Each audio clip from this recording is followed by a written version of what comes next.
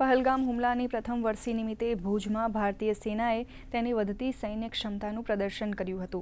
વિશેષ યુદ્ધ સમૂહોએ યુદ્ધ બોટને પાણીમાં ચલાવી હતી. આ નૌકાઓને ઓપરેશન સિંદૂર દરમિયાન સજ્જ કરવામાં આવી હતી, જેથી દુશ્મનના જહાજોને ભારતની સીમાની નજીક આવતા રોકી શકાય.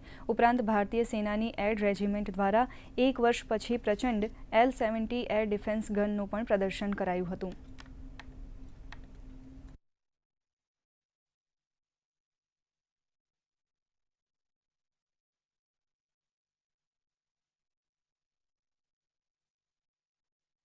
सात और 12 मई के बीच में दुश्मन ने अपने ड्रोन्स के साथ हमारे क्रिटिकल मिलिट्री और सिविल इंफ्रास्ट्रक्चर पर सर्वेलेंस और टारगेटिंग करने की कोशिश की.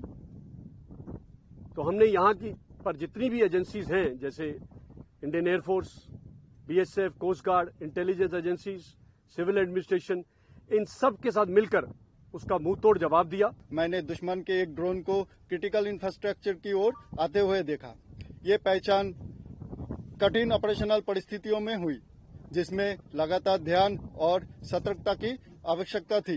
मैंने एयर डिफेंस सिस्टम के हथियार से उसके ऊपर हमला किया.